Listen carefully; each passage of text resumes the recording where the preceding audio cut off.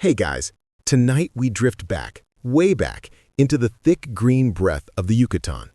The air clings to your skin like warm honey, and somewhere in the shadows, something is buzzing.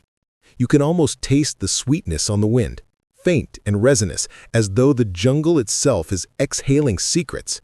We're talking about the forgotten science of Mayan beekeeping, a world where gods wore wings, honey cured the sick, and every drop carried the weight of prayer. You probably won't survive this swarm of ancient wonder without a few metaphorical stings. So, before you get comfortable, take a moment to like the video and subscribe, but only if you genuinely enjoy what I do here. And while you're at it, drop your location and local time in the comments. I love seeing how far this little hive of ours has spread.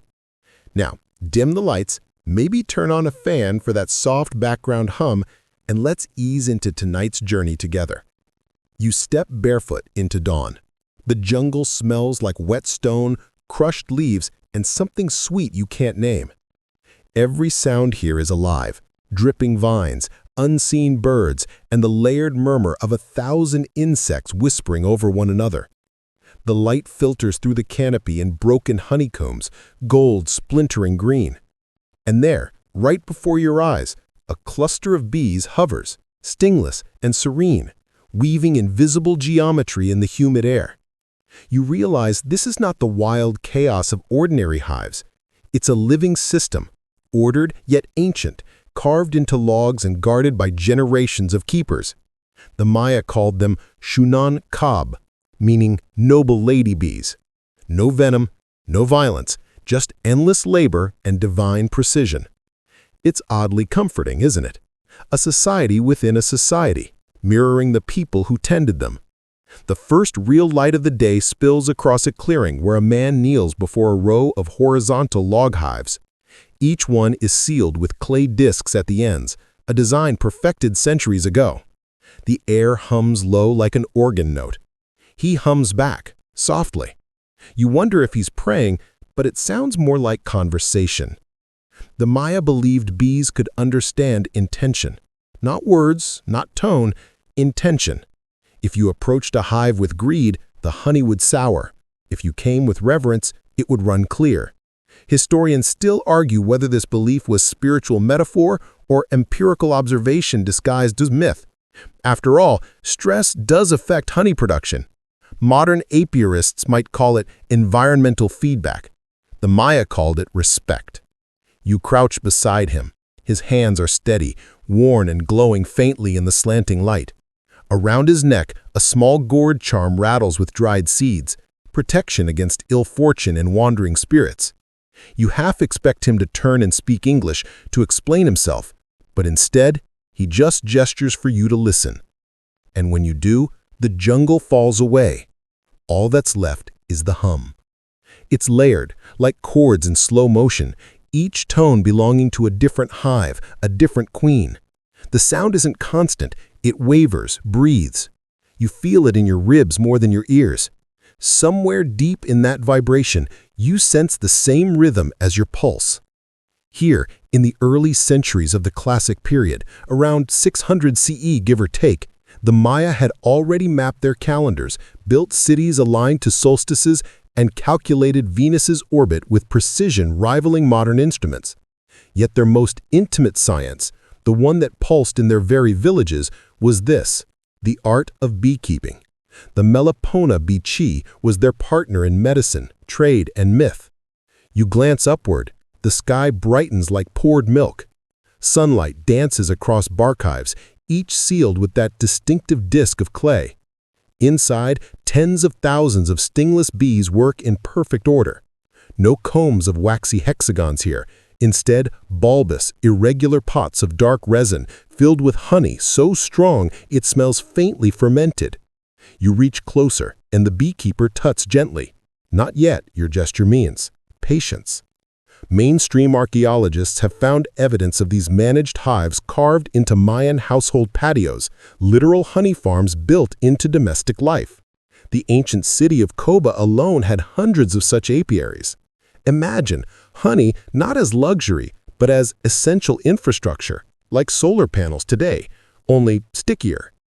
He finally cracks one of the clay seals, and a tiny golden surge oozes out, glistening in the dawn. The smell hits you, floral but wild, citrus and smoke and salt. This isn't supermarket honey. This is jungle distillation. A drop lands on your tongue before you can think to stop it. The taste is electric, sweet, sour, alive. You can almost hear the hive in it. A fringe tidbit floats through your mind. Some colonial accounts claim that ancient Mayan warriors used honey-fermented drinks to prepare for battle. Balchi, they called it, a mix of honey, tree bark, and water, left to ferment under moonlight. It was said to open the spirit or soften fear. Whether that's mystical phrasing or just early chemistry at work, no one can be sure. Still, imagining warriors sipping pre-battle mead feels weirdly wholesome. The beekeeper chuckles at your expression, probably at the way your eyebrows try to untangle that taste. He motions to a large ceramic pot nearby, its surface etched with patterns of bees and stars. Honey, to the Maya, was a bridge between Earth and cosmos. The Milky Way itself was sometimes imagined as the celestial beehive where souls went to rest and renew. You think about that as another droplet slides down your fingers. The idea that the universe might hum, that death itself might be a return to sweetness. It's poetic, yes, but also strangely scientific. After all, honey never spoils. Archaeologists have found pots of it in Egyptian tombs still edible after thousands of years. Preservation, immortality, sweetness. These concepts blur until they taste the same. The sun climbs higher. The hum grows brighter, sharper, almost metallic. You can feel the heat now pressing against your shoulders. Somewhere nearby, a howler monkey calls out, and the sound trembles through the hives. The bees adjust instantly, tone shifting like a choir changing key. The beekeeper nods, approvingly. You wonder if this adjustment is instinct or intelligence. Modern entomologists argue endlessly about where to draw that line. The Maya never bothered with definitions. To them, the bees were intelligent, messengers of the gods, readers of hearts, keepers of balance. As the morning matures, more villagers drift into the clearing. Women carrying gourds, children chasing each other with squeaky laughter. They gather around the hives like worshippers at an altar. Some bring small offerings, flowers, droplets of honey, bits of woven cloth. The beekeeper doesn't stop them. This is community work, a science of participation. A breeze stirs. For a moment, the sunlight filters just right, and the air itself looks golden, like a giant jar of honey cracked open across the sky. You take a breath, sticky and sweet, and step closer to another hive. The bees don't flinch. You can see their eyes now, gleaming like black pearls, and you think, maybe they see you too. Maybe they've always seen us. You're standing in the scriptorium now, that quiet, echoing chamber where the air smells like beeswax, ink, and secrets. Candles line the long wooden tables, their flames trembling over stacks of parchment. The scratching of quills is the only sound, tiny, frantic bursts of creativity trapped beneath discipline. Here, you start to notice something strange. Every so often, a nun hesitates mid-sentence, glances around, and writes a word that doesn't belong. Latin, French, and a sprinkle of something else. A flicker of a private code that slips between the margins of the sacred. You lean closer. Soror mea, qui dices? My sister, what are you saying? But of course, you already know. This is how it starts. The tongue of secrets. A patchwork dialect born from boredom, brilliance, and the quiet rebellion of women who weren't supposed to think for themselves. At first glance, it sounds like Latin with a fever. Words bent out of shape, syllables stitched together like mismatched fabric. But if you listen carefully, you begin to sense the rhythm beneath. It's deliberate, musical. The nuns speak it in hushed moments, hiding it behind prayers. The mainstream historical fact, many medieval convents did have a nun's Latin or yoca monochoria, a mix of Latin and vernacular languages often used for humor or coded exchange. Historians found fragments of it in letters, recipe books, and even the margins of psalters. It wasn't blasphemy, not exactly, just a little too human for the church's taste. So you imagine it now, Sister Beatrice murmuring in her secret tongue while polishing the altar. Deus vult, maybe. She winks. That phrase means God wills it, or maybe not. And that tiny maybe is everything. Language here becomes a way to breathe. You could almost see the code forming in real time. Latin verbs twisted with French endings, German nouns softened by Irish diminutives. Like linguistic graffiti carved into the clean white walls of devotion.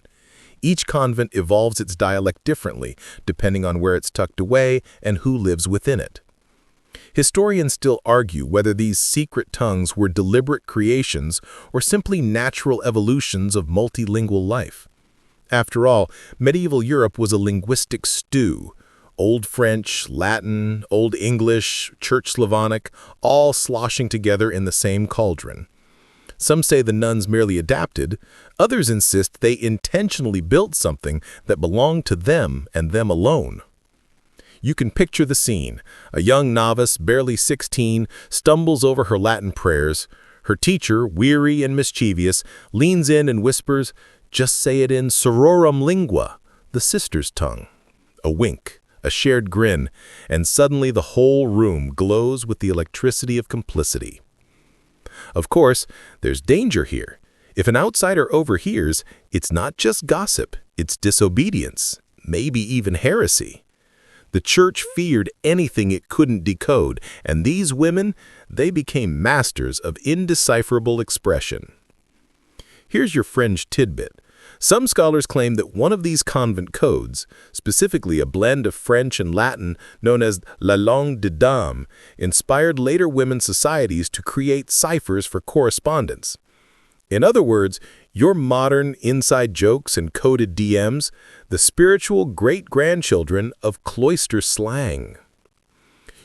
Night slides over the jungle like thick smoke, and the last rays of daylight drip off the leaves in golden streaks. You linger near the hives, half mesmerized by the faint glow that seeps from cracks in the wood, moonlight reflected on resin, or maybe just your imagination taking liberties. Either way, the bees hum on, unbothered by darkness. You realize that the keepers never truly leave the hives alone. Even at night, someone watches, listens, tends the fires that keep the air dry and the spirits content. A soft rustle behind you. Someone's coming.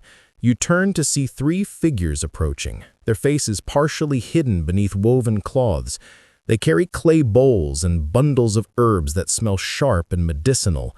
These are the priests of honey and clay, the custodians of knowledge that exists somewhere between science and spellcraft. Their hands are stained with soot and sap, evidence of long hours spent molding hive plugs and tending fires. You watch as they kneel before the row of hives. One begins to wave smoke from a smoldering pot of copal resin, the thick white tendrils rising like slow ghosts. The bees respond, not with panic, but with calm, the same reaction modern beekeepers achieve with smoke, though the Maya frame it differently. To them, this is an invocation, a purification ritual meant to lull the spirits of the hives into peace. Historians still argue whether these rituals were pragmatic insect management or pure ceremony. Maybe they were both. Maybe the Maya never saw the difference. The air grows heavy with scent, sweet, woody, narcotic. You inhale and almost taste the centuries layered in that smoke. The priests chant softly, not words you can translate, but syllables that vibrate in your bones. The melody flows like water, repeating phrases that mimic the hum of the bees. You catch yourself humming along under your breath, unconsciously sinking to the rhythm. They place clay bowls filled with honey, pollen, and crushed flower petals at the foot of each hive. Offerings, yes, but also nourishment. The bees crawl across the rim, feeding. You notice how deliberate every movement is, the amount of smoke, the rhythm of the chant, the spacing of the offerings. It's not random devotion, it's calibrated action, refined through generations of trial and error. One of the priests, an older woman with bright amber eyes, glances at you. She gestures for you to hold one of the hollow plugs they use to seal the hives. It's heavier than you expect, coated in clay mixed with ash and fibers. You turn it over and see fingerprints pressed into the surface, ancient signatures of artisans who shaped these by hand. She points to a new log beside the fire and motions for you to fit the plug. It slides in snugly, like a puzzle piece returning home. She nods, satisfied. A fringed tidbit surfaces in your memory. Some Mayan families were buried with miniature replicas of hives, crafted from stone or pottery, believed to guide them into the afterlife. The bees were thought to ferry souls the way they carried pollen, tiny winged psychopumps. Whether that's literal or symbolic, no one knows, but it fits the way this ceremony feels, half funeral, half communion.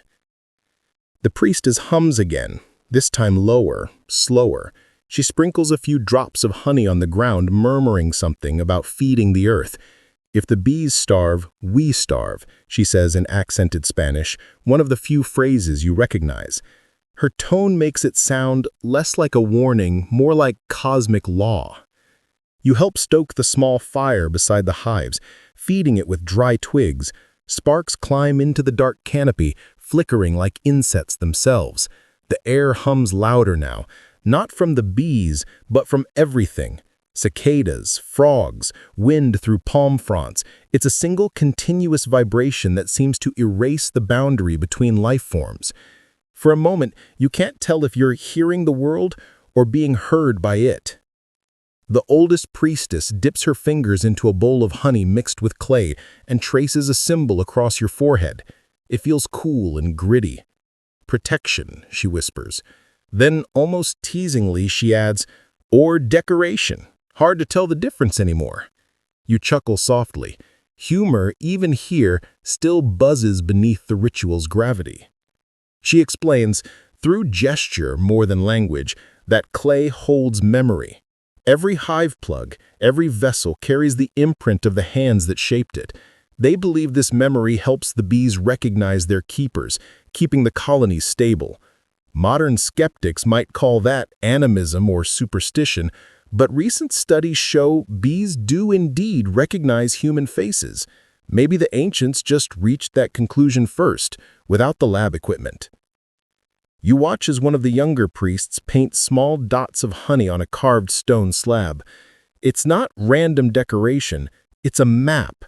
Each dot represents a hive, each line a trail through the forest to flowers currently in bloom. You realize this is an agricultural record, a kind of organic spreadsheet encoded in sweetness.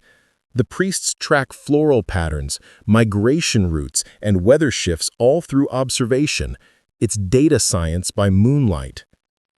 The night deepens, and the fire shrinks to embers. The bees are still. The priests sit cross-legged in silence now, their shadows long and fluid.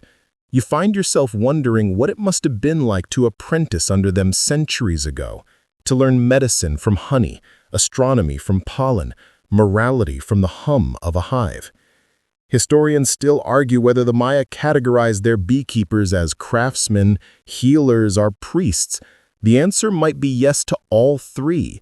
Their titles, Amel, he of the bees, suggested mastery not just of insects, but of the cycles governing life itself.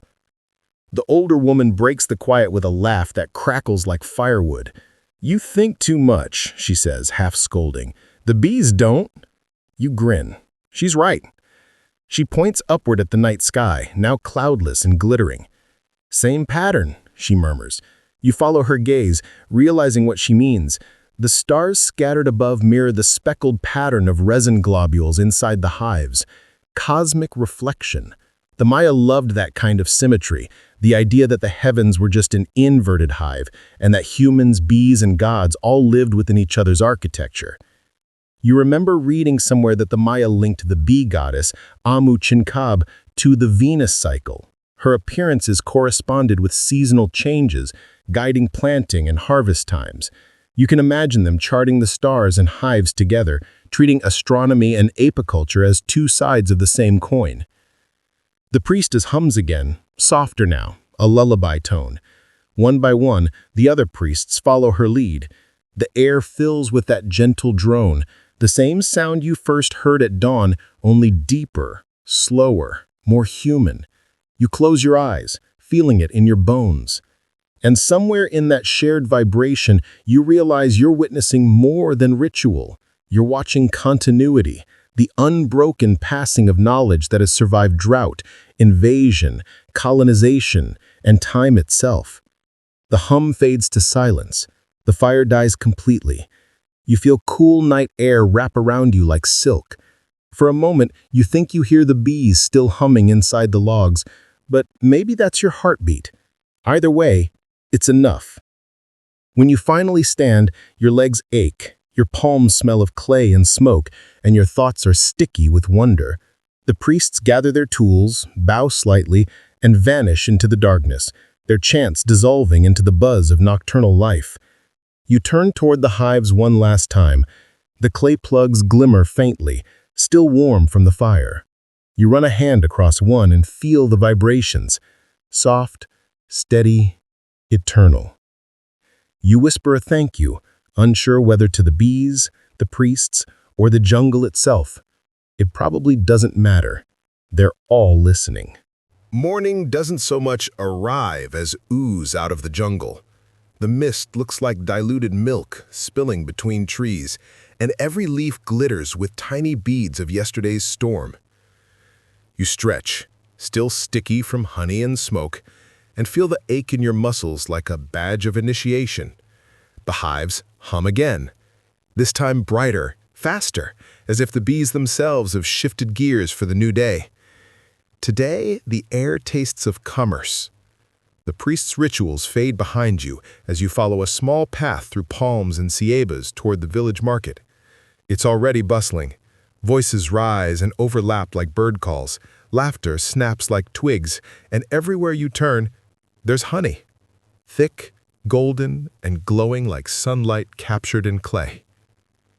You pause at a stall where a woman pours a thin stream of amber into a ceramic cup.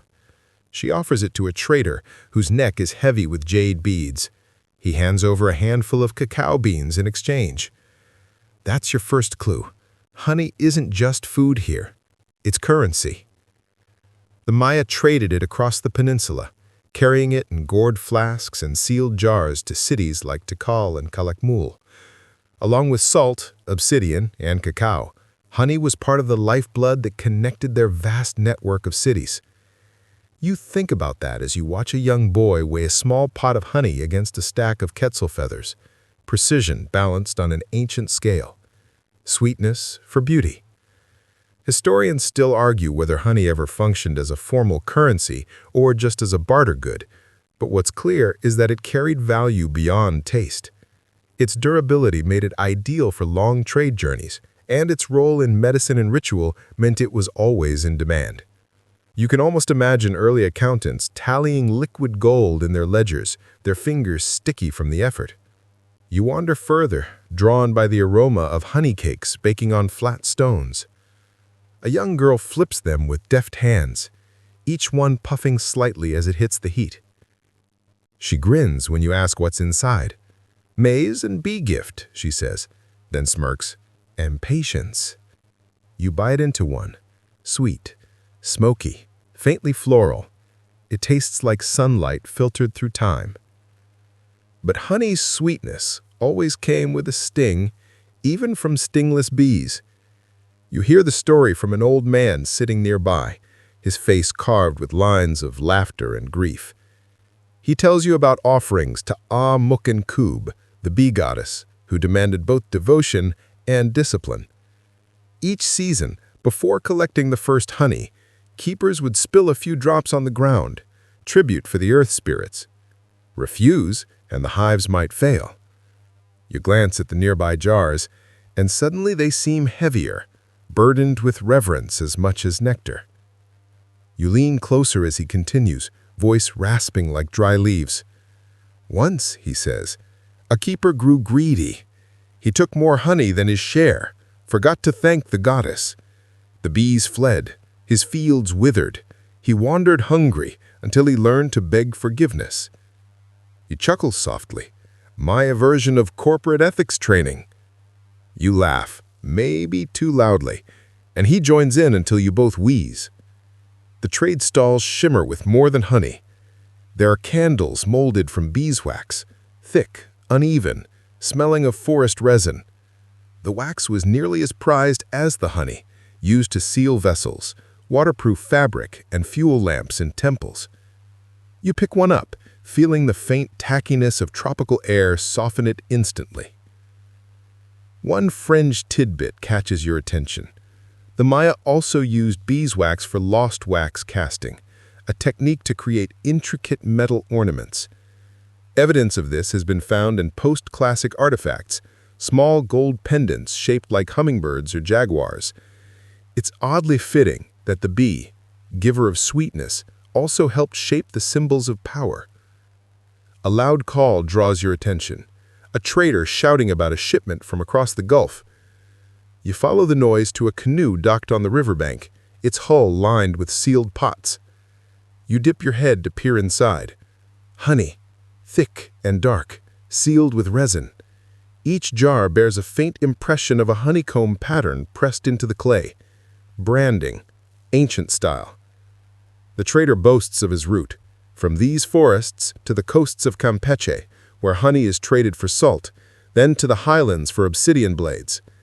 The network sounds vast, almost modern, a sticky web connecting hundreds of miles through barter, kinship, and shared faith. You realize the humble bee powered an economy as efficiently as any modern engine. Historians still argue whether the collapse of certain Mayan city-states was influenced by ecological factors that included bee population decline. Some suspect deforestation disrupted floral cycles, weakening the bees' habitats and, consequently, local agriculture. The idea that environmental imbalance could topple empires feels eerily familiar. You look around, wondering if the Maya saw it coming. A soft laugh interrupts your thoughts. It's the honey cake girl again, now holding a clay jug. You think too much, she teases, echoing the priestess from last night. Drink. You take a cautious sip. It's balka, the honey-fermented drink you'd only heard rumors about. It's slightly sour, with a smoky sweetness that blooms into warmth as it slides down your throat. The girl raises her own cup in mock salute. For the gods, she says. You nod solemnly, then ruin it by adding, and for excellent hydration. She rolls her eyes. Tourists. The drink loosens your mind. The market noise blurs into rhythm. Drums, laughter, the metallic clink of trade weights. You could almost see the honey moving through invisible channels, harvested in forest hives, carried to temples, exchanged for salt, smeared on wounds, offered to gods. Every drop touches a dozen hands before it vanishes into mouths or fire. You wander toward the temple steps at the plaza's edge, drawn by the smell of incense. Priests in painted masks are performing a honey offering ceremony. You watch as they pour liquid gold over carved stone, the viscous trails catching sunlight and shimmering like molten metal. The honey pools at the statue's base, dripping slowly into small basins where bees gather, sipping sacred sweetness. It's both grotesque and beautiful, a communion of species. The crowd chants softly, and for a fleeting second you understand why honey became a symbol of both life and sacrifice. It nourishes, but it also demands surrender. You think of how many hives must be tended, how many stings endured, well, metaphorical stings, for each jar that reaches this temple. A gust of wind sweeps through the plaza, carrying the scent of honey and sweat.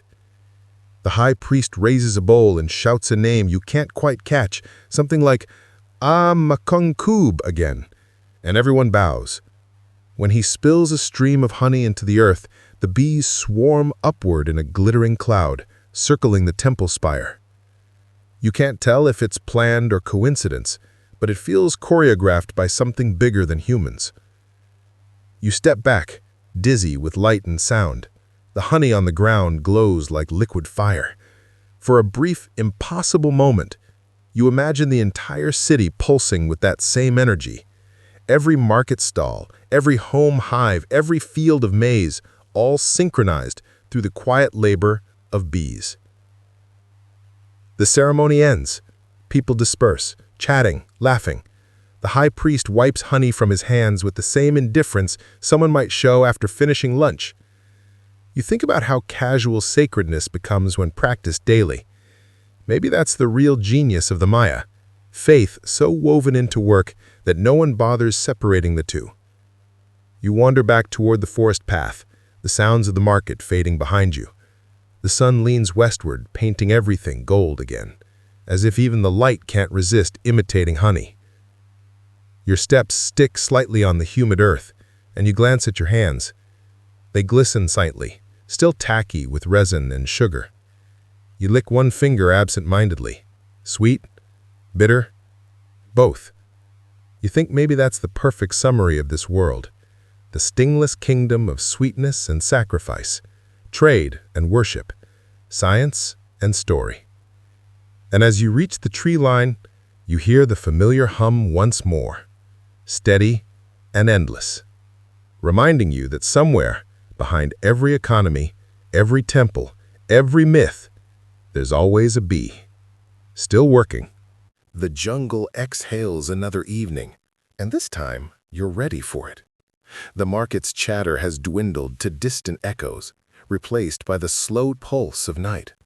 Frogs in chorus, wind through palm fronds, and that familiar hum of bees blending into the rhythm of the world. You find yourself near a small clearing where the air feels charged, as though sound itself has weight.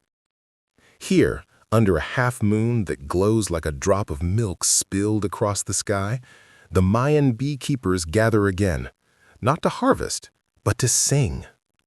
The songs in the apiary night are equal parts science, ritual, and lullaby. They don't chant to please gods tonight. They sing to the hives themselves, coaxing equilibrium, calling out to the colonies as one might soothe the restless child. You sit cross-legged in the grass as the first notes rise, low, repetitive tones that feel ancient, as if they predate language. The melody undulates, matching the bee's hum in pitch and rhythm. Each verse ends with a pause, and in that silence, the insects respond, adjusting their tone as if conversing. It's eerie, beautiful, and oddly logical. Historians still argue whether this was actual communication or a poetic coincidence, but sound frequency studies suggest the bees do respond to certain vibrations. Maybe the Maya discovered resonance centuries before physics had a name for it. The lead singer tonight is a middle-aged man whose hands move like smoke. He holds a rattle made of dried gourds filled with seeds and tiny stones. Each shake punctuates the rhythm, and you realize that it's not just performance, it's measurement. Every beat corresponds to a specific interval in the lunar cycle, used to track when to expand, feed, or split hives. It's a calendar sung instead of written. You chuckle quietly, thinking how much more fun tax season would be if accountants sang balance sheets under the moon.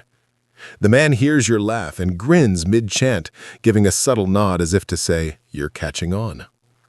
He gestures toward the sky, where the moon hangs low between tree branches. Its reflection glitters in the honey pots, arranged in a semicircle before the hives. The honey glows faintly, each pot acting like a lens for moonlight. "She listens," the man murmurs. You know who he means, the lunar goddess Ixchel, patron of fertility, medicine, and bees. In Mayan lore, she's often depicted with a jar of honey or a serpent crown, her tears said to sweeten the earth. He continues singing, and soon the entire group joins in, a chorus of layered tones and subtle percussion, voices rising and falling like waves. The sound moves through you rather than around you. You can feel it in your ribs, your fingertips, your teeth. You start to understand why they call it coaxing the hive awake. The bees stir within their logs, emerging one by one to hover near the singers, wings shimmering in lunar light. It feels almost choreographed, yet nothing about it seems forced. A fringe tidbit flickers through your mind. Some modern Mayan beekeepers still use similar chants, claiming they keep colonies calm during seasonal changes. Skeptics dismiss it as placebo for humans, but maybe that's missing the point. The bees calm because the people do. Symbiosis again, disguised as superstition. You close your eyes and listen deeper. The rhythm changes subtly, faster now, higher pitch. The singers are invoking the dry season, preparing the hives for scarcity. Their voices flicker like candlelight, alternating between joy and lament. You catch phrases that translate loosely to "sweet ones, fly far, bring home the sun." There's something profoundly tender about it, grown men and women singing lullabies to insects. You picture future archaeologists stumbling upon these lyrics etched on pottery shards, baffled at the devotion given to something so small. But here, in this humid air, thick with music and honey scent, it makes perfect sense. One singer, a woman with a scar across her cheek, steps forward with a bowl of thick honey diluted in water.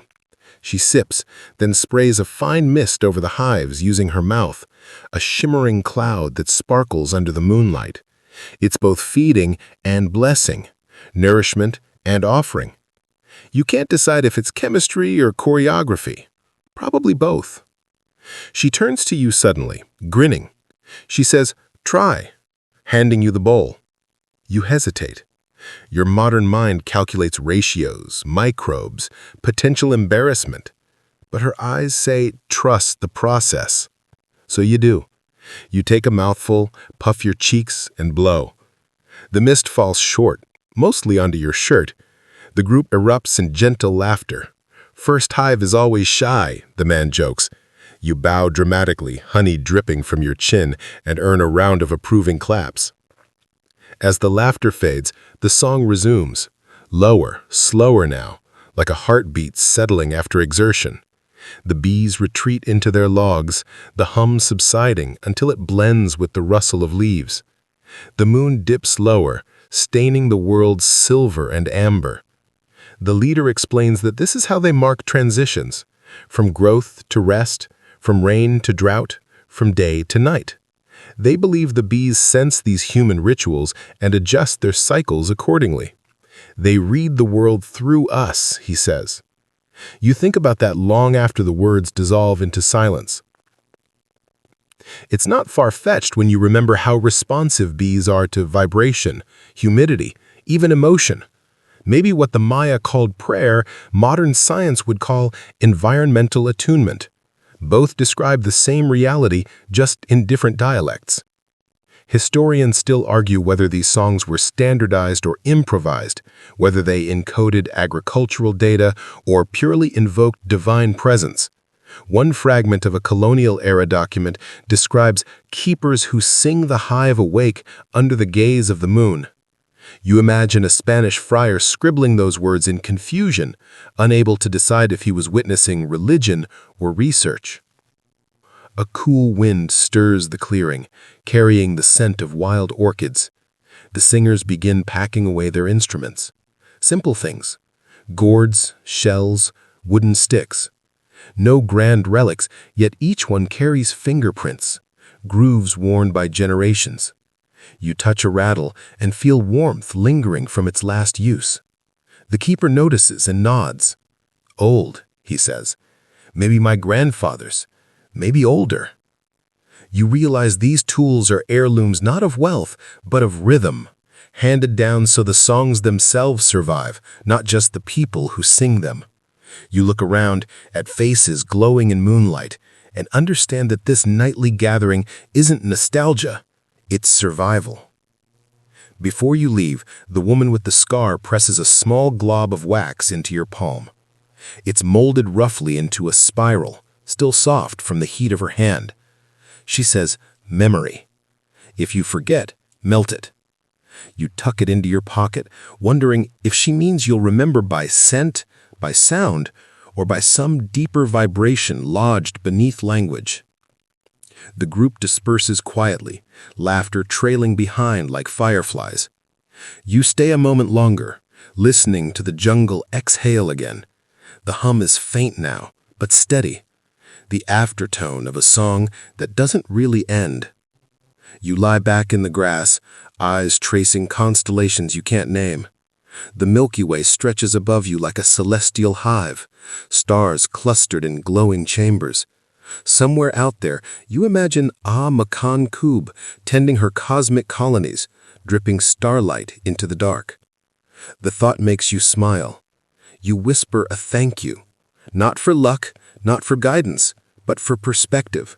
Because somewhere between the songs and the bees and the moonlight, you started to feel smaller in the best way possible.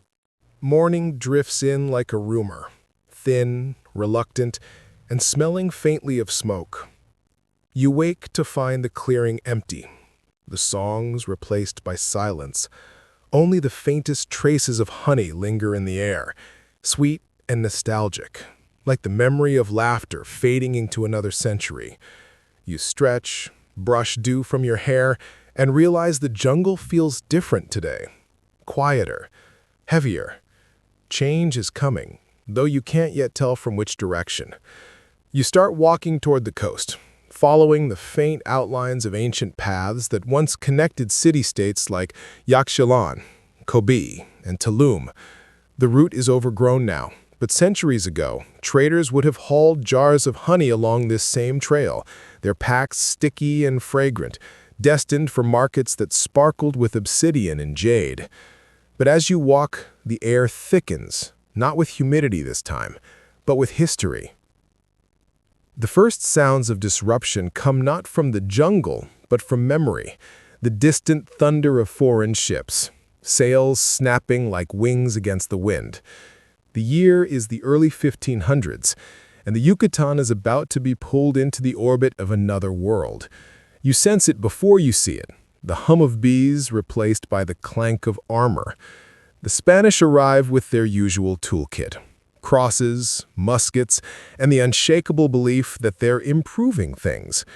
They see the Melipona hives, the honey rituals, the chants under moonlight, and label them pagan, primitive, in need of cleansing. It's a classic case of what historians politely call cultural reorganization, and everyone else would just call tragedy. Still, some of the friars can't help being impressed. One records that the native honey surpasses all in sweetness and fragrance. Another describes the wax as superior to European bees, softer and easier to mold into church candles. Irony drips like syrup. The same honey once offered to gods now lights the faces of saints. Historians still argue whether the Spanish intentionally suppressed Melipona culture or simply ignored it into decay. What's certain is that within a century, much of the structured Mayan beekeeping system was gone. The songs stopped. The moonlit calendars fell silent. You find yourself standing before the ruins of a once grand apiary. Hollowed logs lie split open, colonized by vines and small lizards. You run a hand along one, smooth, weathered, and still faintly fragrant. It's like touching the ghost of a hum. But in the silence, you catch something. An occasional buzz, weak, scattered, but real. You follow it through the underbrush and find a single Melipona colony clinging to survival inside a broken clay pot. It feels symbolic, almost too on the nose. You lean close, watching the bees move sluggishly, their once glossy bodies dulled by time. They're survivors, though. The Maya were nothing if not resilient, and so were their bees. One of the friars, you imagine, maybe Diego de Landa, the infamous chronicler who both recorded and burned Mayan texts, might have walked by a hive like this and never realized he was witnessing the last whisper of an entire science. You wonder if he paused, even for a heartbeat, to listen. Probably not. And yet, life has a way of smuggling itself through cracks. You meet descendants of the old beekeepers, men and women who still keep a few hives in their backyards, hidden from official view. Their techniques have changed, simplified perhaps, but the heart remains. One elder, her hair silver and braided, shows you a clay hive she hides behind her kitchen. She says, "My grandmother taught me. We don't sing anymore, but we still thank them." You watch her gently open the hive, releasing a waft of warm air that smells like nectar and thyme. Inside, the wax chambers gleam. She takes a small spoon and dips in, offering you a taste. It's tangier than any honey you've ever known, less sugary, more alive. "Medicine," she whispers, "for cough, for sadness, for spirit." You ask if she ever heard stories about the songs. She nods. "They said the bees remember the music," she murmurs. "That's why we never shout near the hives." You smile, realizing that even silence can be a form of continuity. Still, not everything survived so gracefully.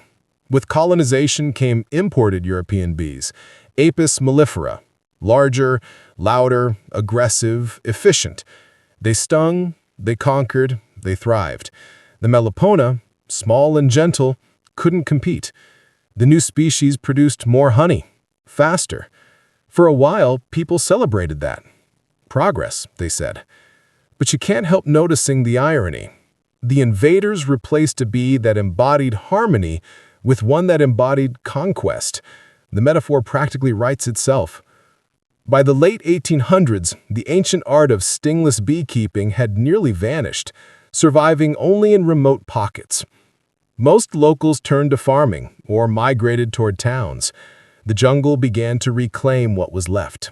Hives collapsed, songs faded, the bees withdrew deeper into the forests, clinging to wild flowers as though hiding from the world that betrayed them.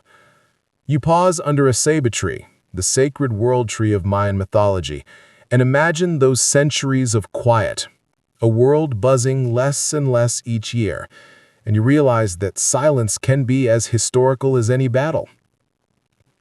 A quirky tidbit slips into mind.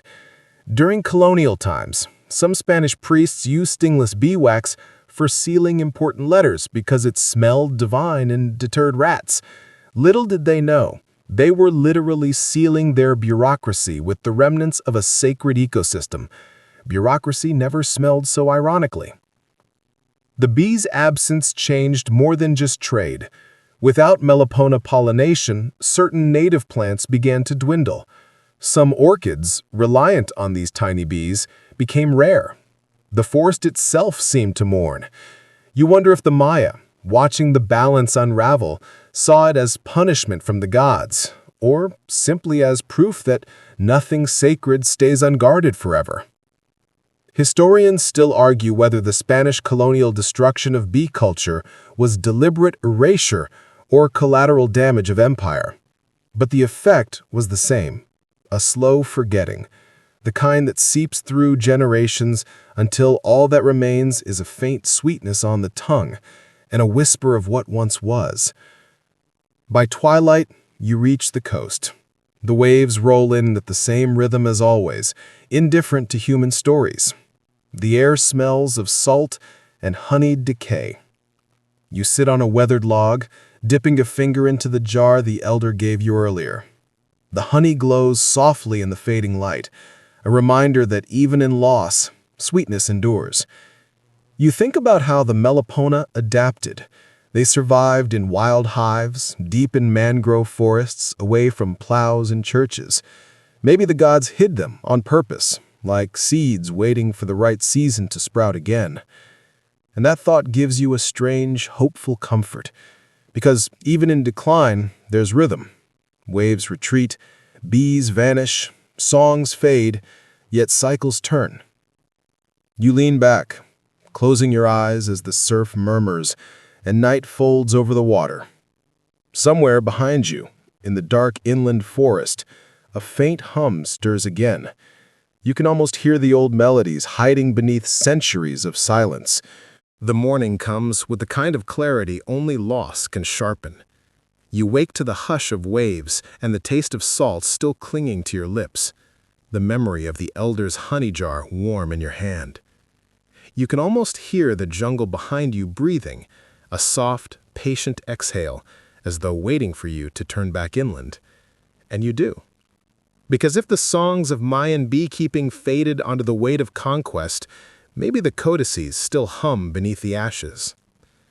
Your path leads you to a small village near Uxmal, where a scholar in a linen shirt waits beside a thatched hut overflowing with parchment and clay shards. He greets you like an old friend who's been expecting you. "You're looking for the bees," he says simply. You nod. He smiles. "Then we must read what remains." Inside, the air smells of dust, ink, and old humidity, the scent of secrets reluctant to be retold. On a wooden table lie reproductions of Mayan codices, the Madrid, the Dresden, and the Paris, each one a survivor of both time and fire. Their real versions are scattered across European museums, but here, these copies still glow faintly under filtered light. The scholar unrolls one section, carefully.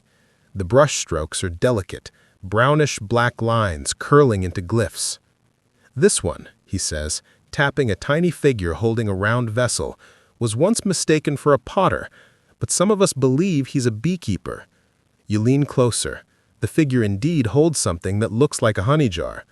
Tiny bees, or maybe stars, hover around him. Historians still argue whether this scene depicts a ritual or an early record of hive division, the scholar adds, half amused. Maybe both. The Maya didn't separate religion from science the way we do. You trace the glyphs with your eyes. The lines flow like veins through history. One symbol, shaped almost like a flower cradling the sun, appears several times. This, he continues, might represent kab, meaning both earth and honey, the same word. Sweetness and soil, inseparable. You sit back, quietly stunned. The Maya didn't just farm bees, they wrote them into the structure of meaning itself. There's something mesmerizing about the codices, the way they turn knowledge into art, like notebooks of the divine. You can imagine the original scribes hunched over bark paper, paintbrushes made of agave fibers, recording hive positions, bloom patterns, moon cycles, all in a script that feels alive even now. A quirky tidbit he shares next makes you laugh softly. One colonial-era note claims that some Mayan bee priests would chew a mix of pollen and cacao before writing, believing it sharpened memory and divine connection. "Caffeine and protein," the scholar chuckles, "the first energy drink for academics." You imagine those scribes, jittery and inspired, painting bees and gods and honeycombs while the jungle buzzed outside. You could almost smell the pollen in the ink. As you examine another codex, you notice recurring hexagonal motifs, tiny interlocking patterns that modern entomologists instantly recognize as stylized honeycombs. These designs aren't just decorative, he says. They could be schematics, early diagrams of hive construction or even breeding management. He leans closer, whispering conspiratorially. Some think they encoded ratios for optimal hive spacing, primitive data science painted in pigment. You grin. So spreadsheets existed, they just looked cooler. He laughs, tapping the table in agreement. But beneath the excitement lies melancholy. So many codices burned in the fires of conversion. Only 4 authentic ones remain, each fragmentary, each a torn wing of a once vast swarm of knowledge. You feel it like a physical ache, the weight of all that forgotten science reduced to ash. Still, fragments persist. The scholar opens a weathered notebook filled with his own field notes. "We found carvings on temple walls too," he says, showing you photos. Beekeepers depicted beside deities, offering honey to celestial serpents. Some panels even show what look like segmented hives arranged in grids. You squint at one carving. The resemblance to modern modular hives is uncanny. Historians still argue whether those were symbolic or literal, he adds, but the symmetry suggests design intent. They weren't just keeping bees, they were optimizing them.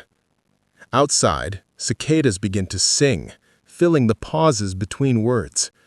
You step out into sunlight, and realize the air itself hums like a living archive. Every insect, every bloom carries traces of those ancient experiments. The scholar joins you, shading his eyes. Sometimes, he says softly, I think the real codex is out here. You both watch a Melipona bee drift between blossoms, its flight slow, deliberate, almost contemplative. She's reading, he murmurs. Every flower a syllable. You can't tell if he's joking, but you like the thought. Later that afternoon, you follow him to a small museum nearby, a single-room structure filled with artifacts. Honey jars, wax seals, clay hives, even tools for extracting honey without destroying the colony. Each item hums with quiet genius. You touch a polished stone cup, its surface sticky with residue preserved by centuries. This one, the scholar says, was used for measuring viscosity. The slower the drip, the purer the honey. They knew that without chemistry. You think about how science often disguises itself as ritual until someone writes it down in the right language. Maybe the Maya didn't lose their science, it just got mislabeled as faith. In a corner of the museum stands a large ceramic mural depicting Muchen Kab, the bee god, surrounded by blooming plants. The mural's glaze still gleams, as though recently polished. The god's eyes seem to follow you. There's no threat in them, only patience, as if he's been waiting for centuries for someone to notice that his temple was also a laboratory. That night you camped near Uxmal's ruins. The stars spill across the sky like molten pollen. You lie awake, thinking about the hands that painted those codices, the minds that connected moon cycles to harvests, songs to hive behavior. You wonder how much of that understanding survives not in books, but in instincts, passed down quietly through time. You pull the wax spiral the scarred woman gave you from your pocket. It's hardened now, faintly fragrant. You hold it near the firelight, watching it glisten like amber. You remember her words, if you forget, melt it. You decide to test that. You set it gently near the coals. Slowly, it softens, then liquefies, and the air fills with honeyed smoke. For a moment, the sound of buzzing seems to rise from the jungle, not in your imagination this time, but from somewhere real, near, alive. You sit motionless, listening. The hum swells and fades like a heartbeat, syncing with your breath. You close your eyes, and in that sound you almost hear words, not in English, not in Mayan, but in the universal language of vibration. It's the same frequency that moved through chants, through codices, through the very wings of the bees. When you open your eyes again, the wax has cooled into a new shape, a thin disk like a miniature sun. You can't help but smile. The forgotten science isn't just written in books, it's encoded in the world itself, waiting for warmth, for curiosity, for someone to listen long enough to hear it hum again. You wake to the smell of coffee and diesel, an odd but comforting blend of the old and the new. The scholar from yesterday is gone, but his words linger. Sometimes the real codex is out here. You step outside and see it, the Yucatan morning shimmering with both memory and modernity. Pickup trucks rattle down dirt roads where ancient trade paths once stretched. A woman balances a basket of mangoes on her head, phone pressed to her ear, laughing into the humid air. And somewhere beyond the market, the bees are back. You follow that familiar hum through a patchwork of maize fields and solar panels until you reach a cluster of modern beekeeping boxes, painted turquoise, red, and yellow, like tropical toy chests scattered in the grass. A young man in a baseball cap waves from behind one of them. "You're here for the abejas, right?" he calls. His voice carries that same calm authority you remember from the eldest chant, though his shirt reads Melipona 2.0. He lifts the lid of one box, revealing a small, swirling cosmos inside. The bees, Melipona beachy, unmistakably stingless, crawl over a labyrinth of resin and wax. The structure looks less like the neat hexagons of European hives and more like a coral reef, sculpted by instinct and vibration. "We don't change their architecture," he says, proud. They've known what they're doing for 1,000 years. You crouch closer, mesmerized by the intricate chambers, each one glistening with golden liquid. Mi abuela still sings to them, he adds with a grin. But now I play them recordings from my phone. Low frequency. They like the bass. You laugh. So the ancient songs went digital? He shrugs. Evolution, man. Ixchel would have streamed Spotify if she could. The humor masks something profound. These modern Mayan families are not reviving an extinct tradition. They're updating it. Every hive is a dialogue between centuries. Some keepers still use hollow logs and clay pots. Others use recycled plastic, fitted with humidity sensors and solar-powered fans. A few even log data into smartphone apps, tracking bloom cycles and nectar flow. Yet when evening falls, they still whisper blessings before closing the hives. Historians still argue whether this new wave of Melipona culture is authentic revival or reinvented heritage, but the bees don't seem to care. They're thriving. You walk through the field with him, listening as he explains how they manage the colonies. Less smoke, more patience. He says, they hate loud sounds, nodding at your camera. Even the click can stress them. You pocket your phone immediately. So, you ask, what do you think the old songs actually did? He considers for a long moment, then taps his chest. They changed this, the heartbeat. When the keeper is calm, the hive is calm. That's the secret. Science can measure that now. You smile. There it is, the forgotten science reborn in the language of biofeedback. Researchers have found correlations between human heart rate and bee response in stingless colonies. The Maya didn't need ECGs or oscilloscopes. They had intuition and rhythm. You're invited to stay for lunch, and you don't hesitate. His mother, a lively woman in her 50s, serves fresh tortillas, avocado, and a sauce so spicy it could wake the gods. Careful, she warns. We use the same chili to keep ants out of the hives. You grin through watering eyes. Dual-purpose cuisine. As you eat, you learn how honey has woven itself back into local life, not just as food, but medicine, ritual, and economy. Melipona honey fetches a high price now, prized for its antibacterial and anti-inflammatory properties. Yet most families keep some aside for home remedies, eye infections, burns, or bad dreams. Especially for children, she says softly. Sweet things chase away darkness. You glance at a small jar on the table, sealed with a wax spiral identical to the one you melted nights ago. The pattern continues, generation after generation, as if the wax itself remembers. Later, you accompany them into the forest to check wild colonies. The jungle here feels lighter than before, not because it's changed, but because you have. You know where to look now. The keeper stops beneath a rotted log, taps it twice, then listens. A faint buzz answers. He smiles.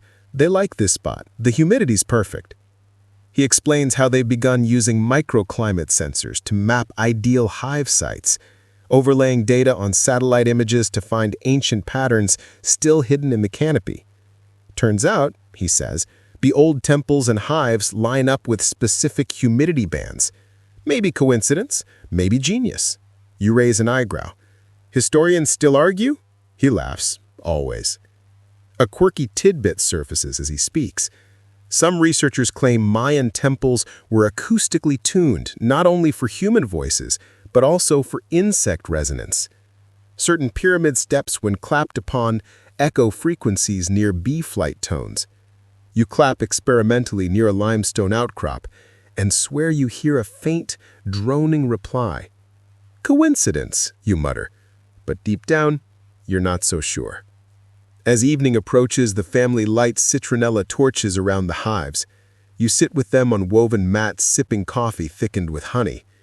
The conversation drifts between modern politics, lunar calendars, and TikTok algorithms. The keeper's teenage daughter shows you her phone, a video of her singing softly to a hive, overlaid with subtitles and gentle music. The caption reads, "Ancient Bees, Modern Hearts." It has over 1 million views. You can't help but smile. The forgotten science has gone viral. But it's not all idyllic. The family talks about challenges too. Deforestation, pesticide drift, invasive species, and the slow, creeping homogenization of taste. Everyone wants honey that looks the same. They forget it's supposed to taste like where it's from. You nod, tasting her words as much as hearing them. They tell you about cooperative networks forming across the peninsula, small collectives of Mayan families pooling resources, sharing data, teaching youth. They call it La Red Dorada, the Golden Network. They use group chats to coordinate harvest times, trade pollen samples, and even cross-reference bee genetics with local flora. Tradition meets algorithm, and it works. You realize sitting there between glowing hives and buzzing night air that you're witnessing something sacred, disguised as community economics. It's the rebirth of equilibrium. Before you leave, the young keeper offers you a small vial of honey, labeled simply Luna number 5. He explains, named after the moon phase when we harvested. You hold it up to the torchlight, and the honey gleams like captured sunlight. He grins. You'll see why it's number 5 when you taste it. You promise to try it later, though you already know you'll save it for a quiet night when you can listen to the hum behind the silence again. As you walk away, you glance back at the painted hives glowing softly in the dark. You can hear laughter, the buzz of bees, the faint chime of a phone notification. The future doesn't look sterile here. It hums. The forgotten science of Mayan beekeeping has learned Wi-Fi. The road unwinds ahead, like a ribbon of pale dust, cutting through fields of blooming ex-canlol, the yellow wildflowers beloved by the Melipona. You travel with the morning breeze in your hair and the vial of Luna number 5 tucked safely in your pocket. The jungle smells of citrus and dew, but there's something else in the air too, a sense that the line between myth and modern science is about to blur beyond recognition. Your destination is a small research lab attached to a local university. From the outside, it looks unimpressive, a squat, concrete building half swallowed by vines, its walls patched with both moss and solar panels. But inside, it hums, not with bees this time, but with machines mimicking their precision. Centrifuges, spectrometers, glass flasks labeled with long chemical names, and, on a windowsill, a tiny Melipona colony in a plexiglass case. The lead researcher, a woman named Dr. Ibarra, greets you with a smile that carries both exhaustion and devotion.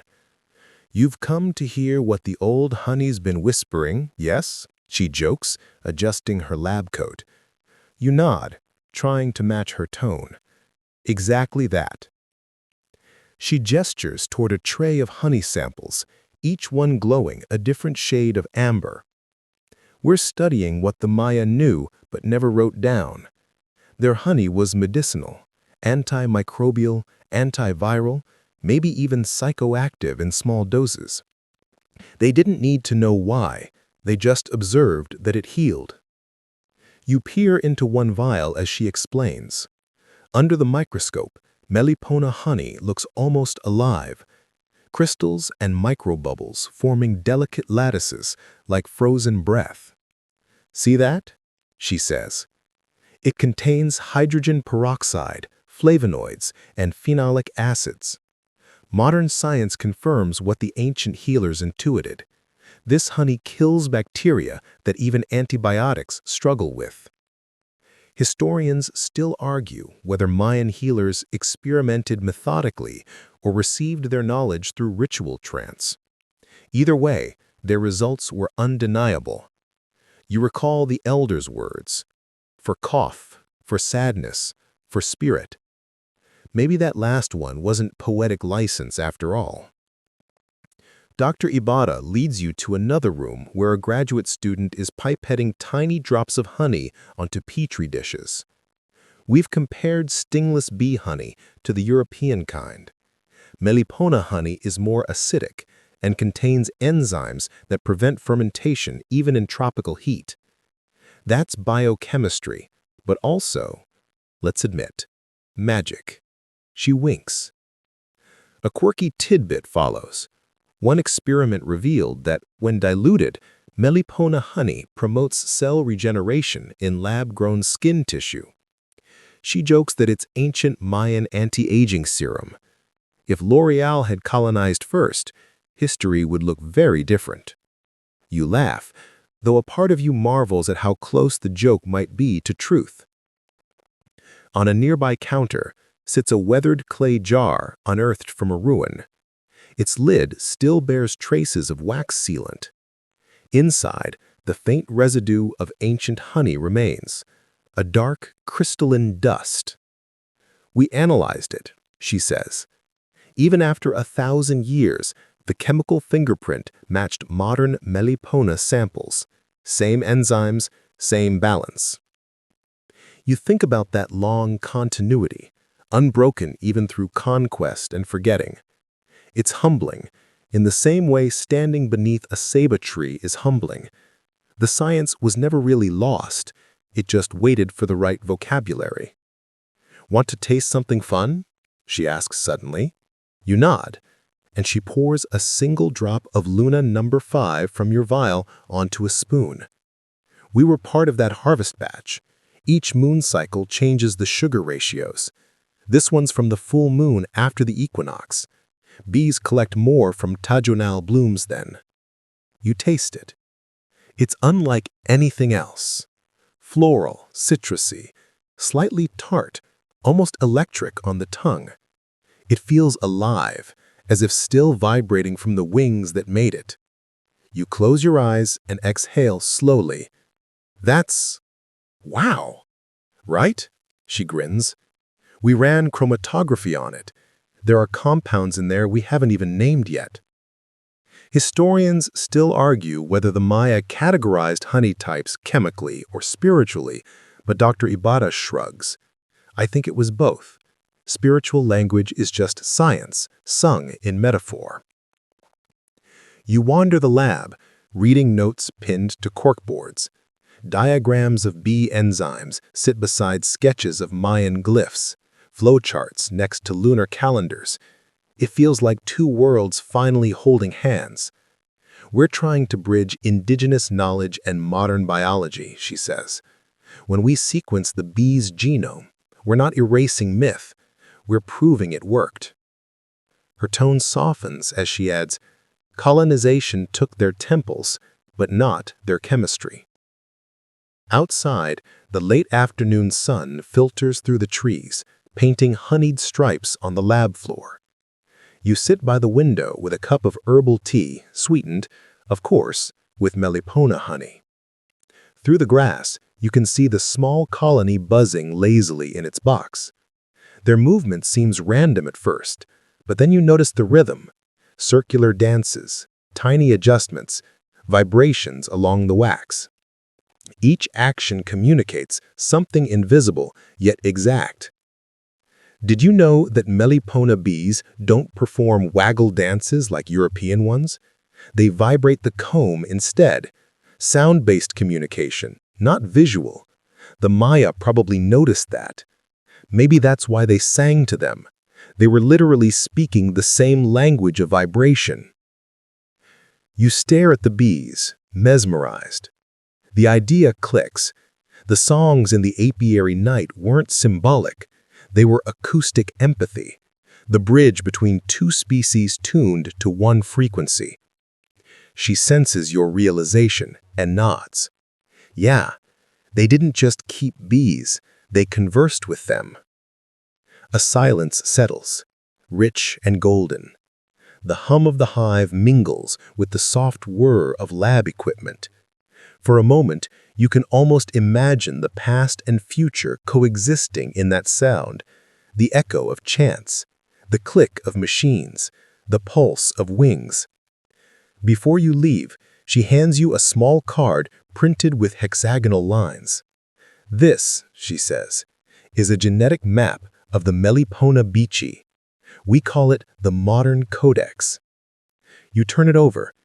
The sequence of letters, A, T, C, G, looks like glyphs themselves, looping into the same geometry you saw in the ancient manuscripts.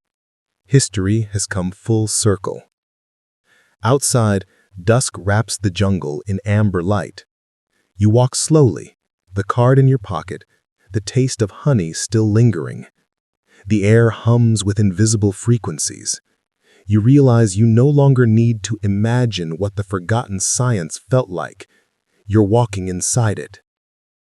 And as night deepens, the bees emerge once more, tracing luminous arcs under the moon.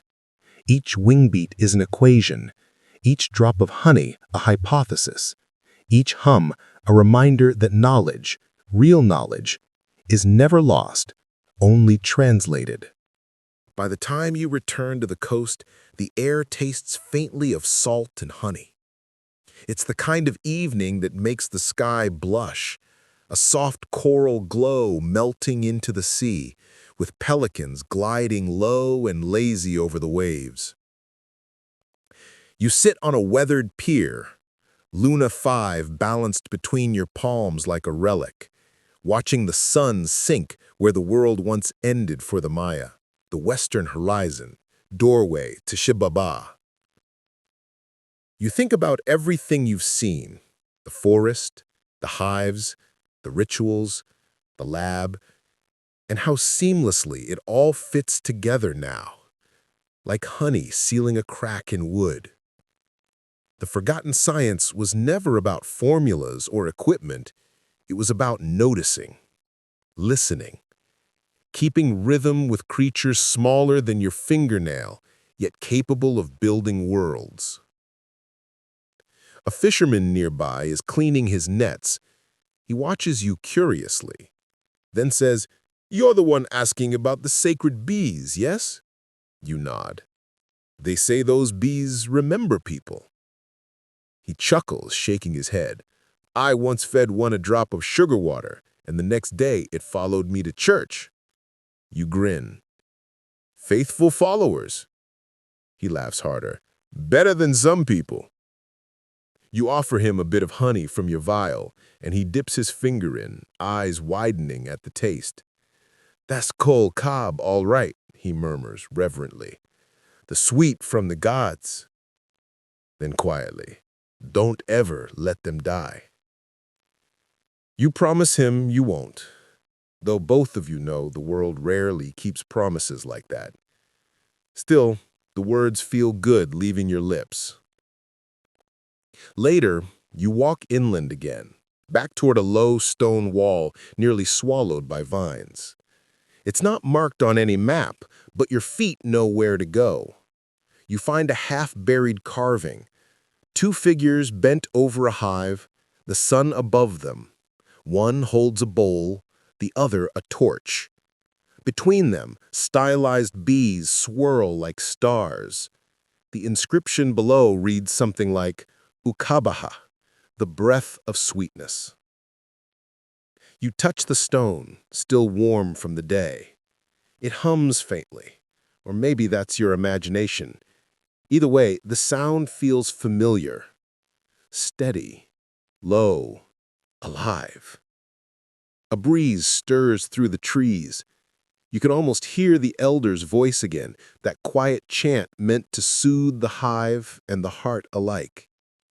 You whisper along with it, surprised that you remember the melody. The forest seems to lean closer, listening.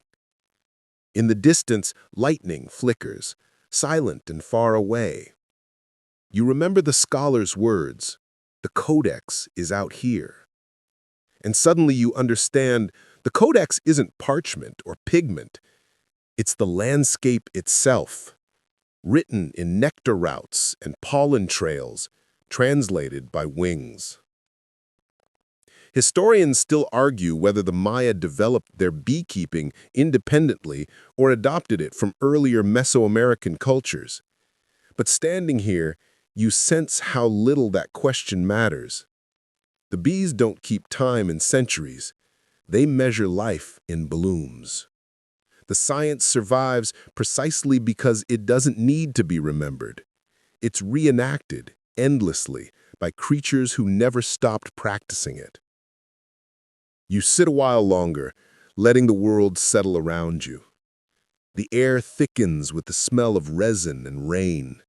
Tiny insects flit through the twilight, their wings catching the last threads of light. Somewhere nearby, a hive murmurs, an invisible heartbeat under the sound of the jungle. You uncork the vial and take one last taste of Luna 5. The flavor is deeper now, less sweet, more complex. It tastes like soil, smoke, fruit, and moonlight. It tastes like continuity. You close your eyes and the hum seems to rise from inside you, not around you. You imagine the thousands of generations of bees tracing their patterns in the dark, the keepers who sang to them, the scholars who tried to name their gods, the researchers who found the same truth beneath microscopes.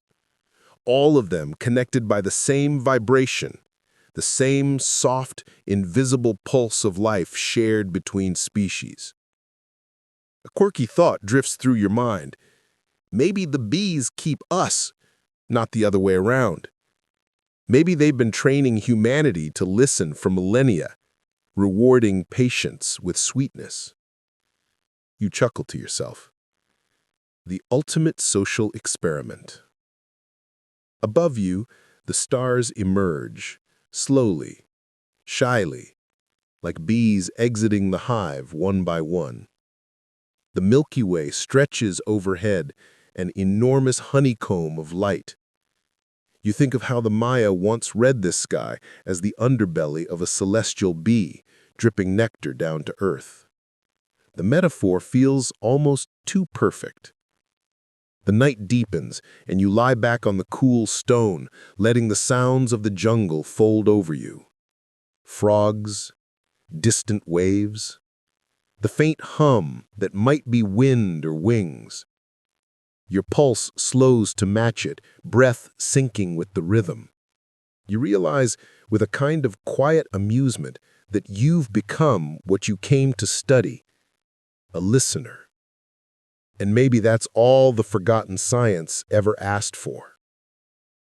The story softens now, like the last echo fading through the hive.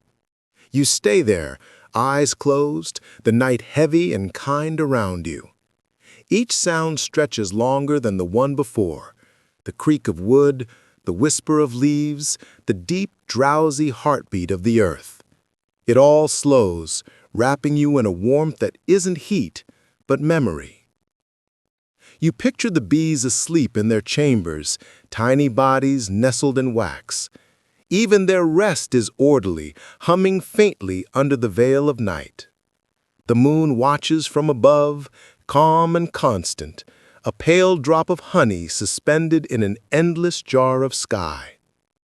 Your breathing evens, the salt of the sea lingers on your lips. The thought comes quietly.